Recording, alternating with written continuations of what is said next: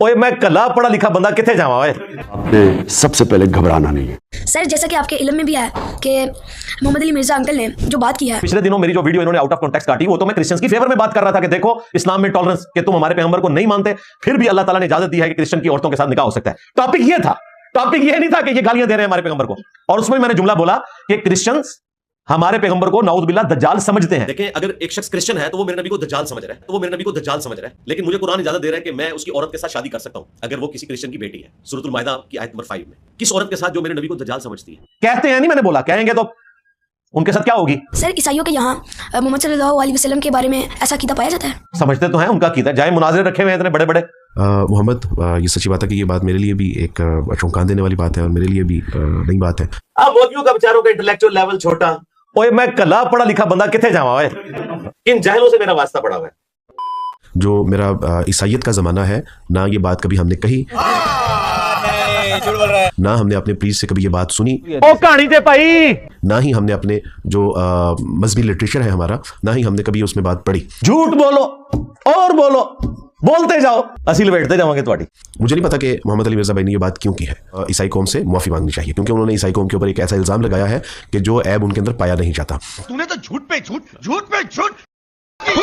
और इंजील में जो वो आयत है ना कि क़यामत तक दज्जाल पैदा होंगे जो झूठे दावे नबूवत करेंगे, नाऊज़ बिल्लाह, दज्जाल का वर्ड मौजूद है इंजील के अंदर।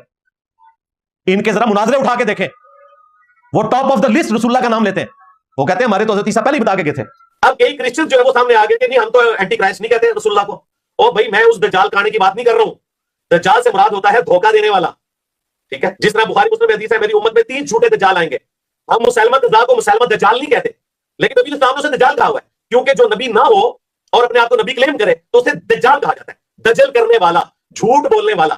क्रिश्चियंस के नजदीक हमारे नबी इस्लाम ने नाऊज़ बिल्लाह दावे नबूवत गलत किया हुआ है। एक तो बड़ा दज्जाल आना ना काना, उसको छोड़ दें। वो कहते हैं हज़रत ईसा ने कहा था मेरे बाद कई एक झूठे दावे नबूवत करने वाले पैदा होंगे। मुसलमानों के बारे में जो हमारे तसव्वुरात थे, ये जो हमें बताया जाता था, समझाया जाता था, सिखाया जाता था, वो ये था कि ये एक ऐसे दीन के मानने वाले हैं कि जो एक खुद साख्ता दीन है। ये एक ऐसे दीन के मानने वाले हैं कि जो एक खुद साख्ता दीन है। लिहाजा हमारे नबी उनके नजदीक दज्जाल ही है। यहूदियों के नजदीक ईसा इब्न मरियम दज्जाल ही है। अब ये अलग बात है कि ईसा इब्न मरियम को भी नबी नहीं मानते, उन्हें खुदा का बेटा या खुदा कहते हैं। हमारे यहाँ जो खुदा का तस्वुर है वो जीसस इज द गॉड, और हमारे जहनों में जो एक उसकी इमेजिनेशन थी वो ये थी कि खुदा पैदा भी होता है, उसकी जो है वो ट्रीटमेंट भी होता है, लाइक खतना वगैरह। खुदा को भूख भी लगती है, खुदा को गालियां और तमाचे भी मारे जाते हैं, उसके कपड़े भी उतार लिए जाते हैं, उसको सलीब के ऊपर भी जो है वो क्रूसिफाइड कर दिया जाता है। तौबा करो। तो हमने तो ये इमेजिन किया हुआ था। क्यों? क्योंकि हमें ये बताया गया था कि बेटा actually Jesus is the God, Jesus is the God, Jesus is the God. और दूसरी तरफ हमारे पैगंबर के बारे में ये बकवास करते हैं। ये एक ऐसे दीन के मानने वाले हैं कि जो एक खुद साख्ता दीन है। नॉन मुस्लिम कहते हैं कि जी कुरान पाक जो है ये नबी इस्लाम की वफात के बाद सैयदना अबू बकर ने और फिर बाद में हजरत उस्मान ने जमा किया। आपकी डेथ के ऑलमोस्ट 25 ईयर्स के बाद कुरान पाक जो है ये किताबी शक्ल में आया। पहले तो कुरान है ही नहीं था, लिहाजा ये जो रसूलुल्लाह ने किताब लिखी थी नाऊज़ बिल्लाह बकौल उनके, जाहिर है वो अल्लाह का कलाम तो नहीं मानते ना। अल्लाह का कलाम मानते हो तो मुसलमान ना हो जाए। हमें ये बताया जाता था कि मोहम्मद सल्लल्लाहु अलैहि वसल्लम एक अरब के नौजवान थे। देयर वाज 5 मेंबर टीम, 5 लोगों का ग्रोथ था वो। अच्छा, मोहम्मद सल्लल्लाहु अलैहि वसल्लम के पास जो है वो फ़क्र फाका था, जिस तरह उनकी ज़िंदगी से जो है वो इमेजिनाइज किया जाता है।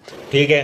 और बताया जाता है कि उन्होंने एक जो है वो प्लान किया कि हम एक नए मज़हब की, नए दीन की बुनियाद रखेंगे, जबकि वहाँ पे दीन इब्राहीम तो मौजूद था, लेकिन उन्होंने एक नए सिलसिले का आगाज़ किया। ठीक है, समझ गया। तो इन्होंने गौर फिक्र किया। मोहम्मद सल्लल्लाहु अलैहि वसल्लम गारे हीरा में मेडिटेशन किया करते थे, गौर फिक्र किया करते थे कि क्या होना चाहिए क्या नहीं। बरका बिन नौफल तौरात ज़बूर अंजील से चीज़ें निकाल के इनको दिया करते थे। तौबा करते रहते, शैतान चढ़े हैं। अबू बकर सदीक असफार किया करते थे, और जो वहाँ की इलाकाई कहानियाँ जो होती थी उनको लाते और इसमें ऐड ऑन करते रहते।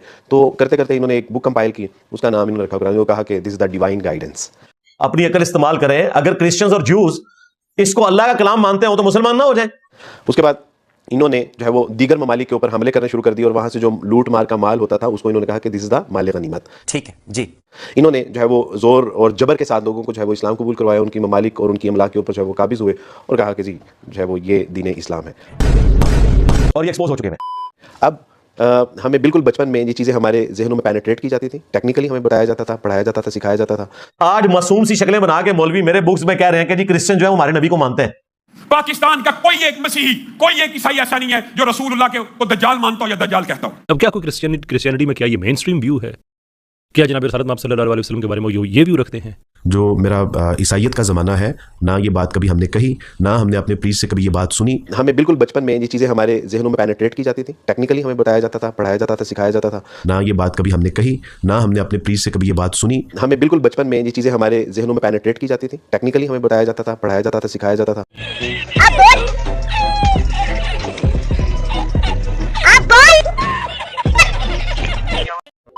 और आज जो है वो यहूद नसारा से मोहब्बत की पींगे इंजीनियर के बुक्स में। चले इत्तेहाद उम्मत क्या, अब तो हमने दोनों उम्मतों का इत्तेहाद करवा दिया, यानी उम्मत दावत का भी, उम्मत इजाबत का भी। पहले तो सिर्फ उम्मत इजाबत का इत्तेफाक हुआ था ना, बरेलवी देवबंदी अहले हदीस शिया मेरे खिलाफ कटे हुए थे। हमारे मुतालबात आपके सामने हैं, हम आपको बारहा ये कह चुके हैं कि अहले हदीस देवबंदी और बरेलवी इत्तेहाद एक तस्बीह की तरह हो चुका है, एक कुव्वत और ताकत बन चुका है। अब तो ज्यूज और क्रिश्चियंस को भी अपने साथ मिला रहे हैं कि इंजीनियर जो है फितना खड़ा कर रहा है जी। कि मुल्क के अंदर इस तरह से इंतशार पैदा करने की कोशिश करने वालों को के खिलाफ आपको भी एक्शन लेना चाहिए। अकल मारी भी है।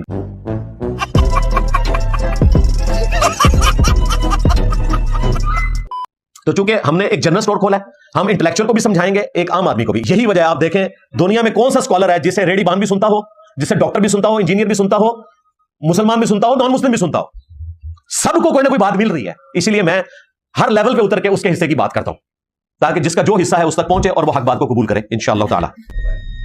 और फिरकों की दुकानें बंद, द डैमेज